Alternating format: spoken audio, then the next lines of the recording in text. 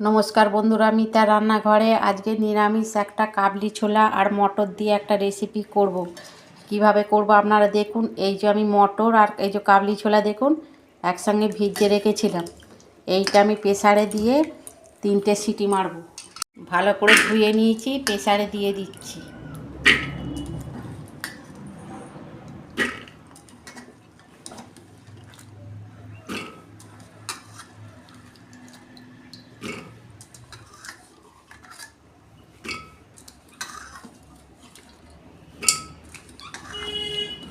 এই যে আমি জল দিচ্ছি, পরিমাণ মতো জল দিচ্ছি।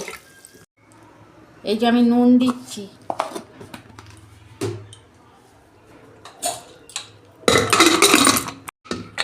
দেখুন বন্ধুরা, ঢাকনা খুলছি। দেখেছেন কত সুন্দর গলে গেছে একদম। এই কাবলি ছোলা আর মটরটা করার জন্য আমি একটা আলু কেটে ধুয়ে নিয়েছি, আর টমেটো একটা কেটে ধুয়ে নিয়েছি, আর আদা দেবো। এই যে আদা আর এই যে গোটা জিরে আর টমেটো একসঙ্গে আমি পেস্ট করে নেব।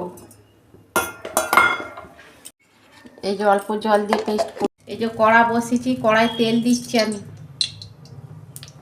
এই যে আলুগুলো একটু ভেজে নেব।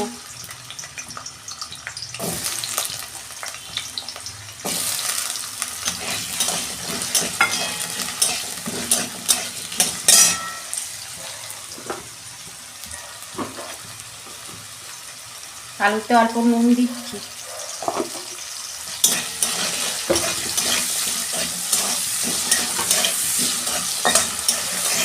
এই যে আলুটা ভাজা হয়ে গেছে, আমি তুলে নিচ্ছি।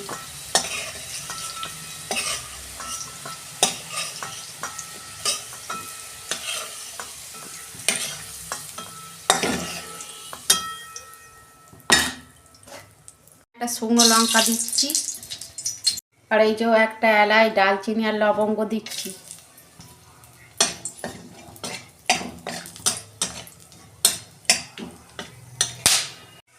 এই যে পেস্ট করে রেখেছিলাম এটা দিয়ে দিচ্ছি, মশলাটা। এটা দিয়ে আমি কষাবো।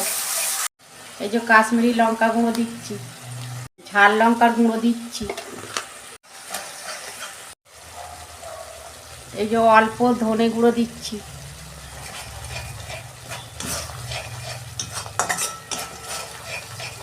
ভালো করে আমি কষাবো। মটরে অল্প নুন দিয়েছিলাম, আর আমি অল্প নুন দিচ্ছি।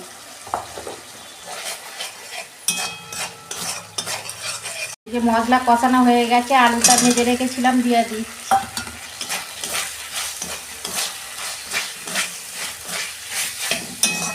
নিরামিষ ঘুগনি আপনারা এরকম করবেন। কাবলি ছোলা আর মটর একসঙ্গে ভিজিয়ে খেতে খুব ভালো লাগে, পুরো দোকানের মতো লাগবে একদম। লুচি, পরোটা, রুটি সবের সঙ্গেই ভালো লাগবে খেতে।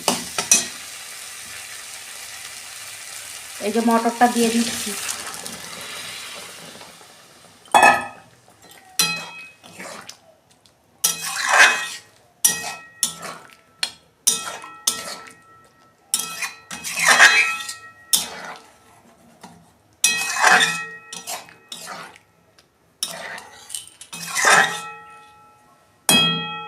আমি 5 মিনিট ঢাকা দিচ্ছি। দেখুন বন্ধুরা, ঢাকনা খুলছি।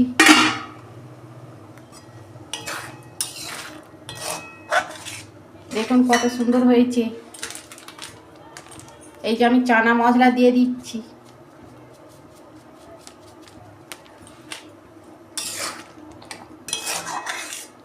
ঘুগনিতে চানা মশলা দেবেন, টেস্টটা ভালো লাগে, যেন দোকানের মতো লাগে ঘুগনি।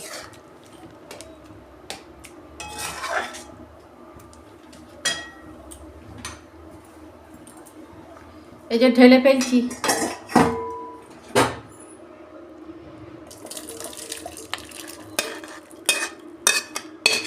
দেখুন বন্ধুরা কত সুন্দর হয়েছে। আপনারা এরকম করবেন আর কমেন্টে লিখবেন। আর আমার রান্নাটা যদি ভালো লাগে আমার পাশে থাকবেন, লাইক, কমেন্ট আর সাবস্ক্রাইব করবেন। আর প্রচুর প্রচুর শেয়ার করে দেবেন। এর আমি নিত্য নতুন রান্না আপনাদের পাশে তুলে ধরবো। সবাই ভালো থাকবেন, সুস্থ থাকবেন। দেখা হচ্ছে পরের ভিডিওয়। ধন্যবাদ।